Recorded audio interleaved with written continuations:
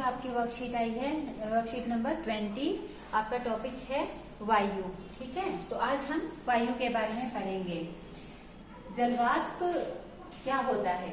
जब पृथ्वी का जल वाष्पित होकर जलवाष्प बन जाता है, ठीक है, यानी कि जब ज्यादा गर्मी होती है, पृथ्वी का जो जल है, चाहे वो किसी भी रूप में है, तालाब में है, समुद्र में है, नदियों में है ना, जब गर्मी की वजह से वो वाष्प होकर के ऊपर उठ जाता है, हवा वायु में मिल जाता है, वायु में नमी की मात्रा हो जाती है, उसको हम क्या बोलते हैं?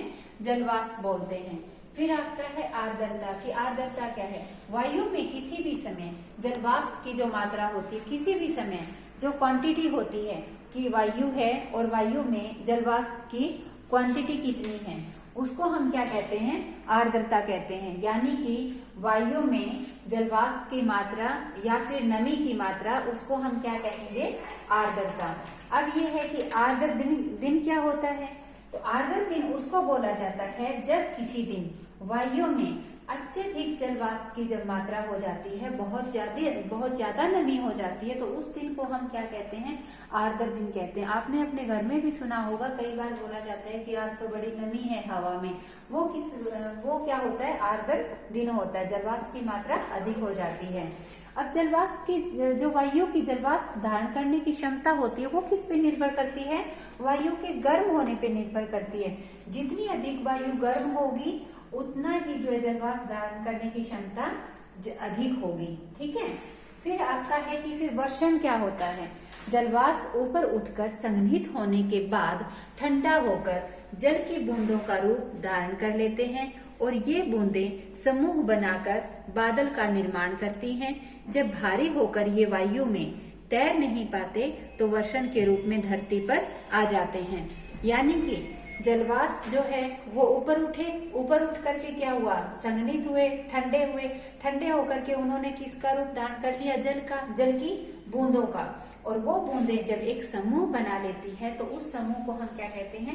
बादल कहते हैं। और जब वो इतने भारी हो जाते हैं, वायु इतनी भारी चीज को तो अपने साथ नहीं तैरा सकती ना, तो फिर वो जो भारी हो गया तो वो वर्षा के रूप में नीचे गिरता है, जिसको हम कहते हैं वर्षण। अब है कि वर्षण होते कितने प्रकार के हैं? तो 3 प्रकार की आपका वर्षण है।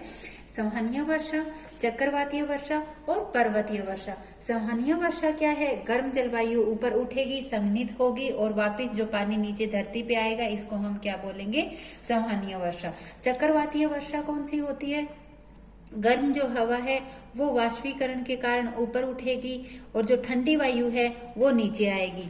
और जब ये ठंडी वायु जो है नीचे आएगी तो ये वापिस से जो पानी है वो वापिस से जलवाष्प होगा और वह कहाँ? ऊपर पहुंचेगा। इस तरीके से एक चक्र बन जाता है और इसको हम क्या बोलेंगे? चक्रवातीय वर्षा। जो इस चक्र के कारण गर्म हवा ऊपर गई, ठंडी हवा नीचे आई, इस चक्र के कारण जो बारिश होगी, वर्षा होगी, उसको हम चक्रवातीय वर्षा कहेंगे। फिर आपका है पर्वतीय वर्षा। पर्वतीय वर्षा क्या होती है कि ये हवा जो आ रही है इधर से, इसमें क्या है? मॉइस्चर बहुत ज्यादा है, इसमें आर्द्रता बहुत अधिक है, नमी बहुत अधिक है, ये अपने साथ में पानी लेकर के चल रही है। ठीक है, और फिर क्या है कि ये पर्वत है आगे, तो इसने अपना जो है ये ऊपर की तरफ उठेगी और ऊपर की तरफ उठेगी तो संघनित होगी।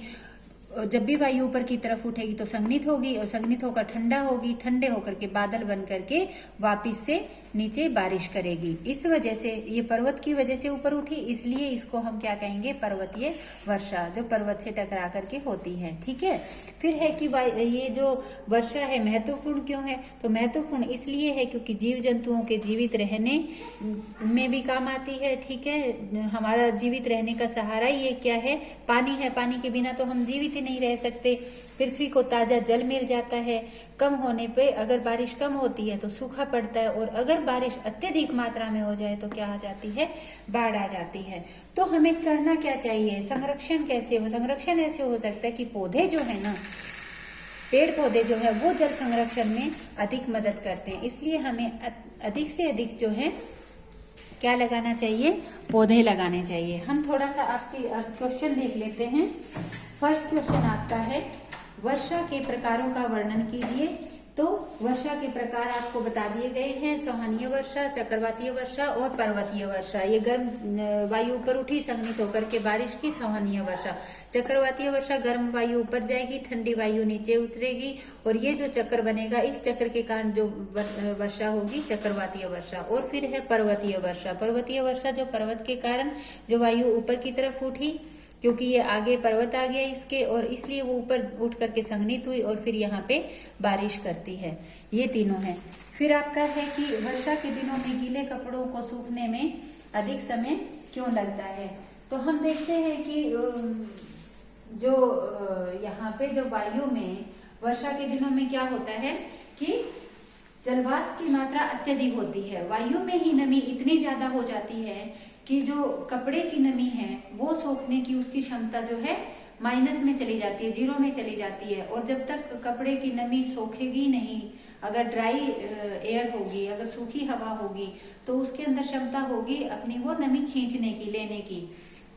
एक तो ये बात है, पहले से इतनी नमी है कि वो सोखेगी नहीं, इसलिए नहीं सूखेगा। दूसरी जो हवा चलती है वो बहुत ही धीमी हो जाती है, उसकी जो गति है वो इतनी धीमी हो जाती है कि कपड़े जो है वो नहीं सूख पाते हैं। ठीक है। फिर आपका है कि वर्षा के दिनों में आपके द्वारा अनुभव की गई कोई महत्वपूर्ण घटना का वर्णन कीजिए। तो ये आप लोगों को वर्णन करना पड़ेगा कि कोई भी ऐसी कोई घटना है जो वर्षा के दिनों में आपके द्वारा अनुभव की गई है। और एक क्वेश्चन और भी है जो आप सोचिए और बताइए। आप लोग दिल्ली में रहते हैं कि बारिश कब होती है दिल्ली में। ठीक है, थैंक यू।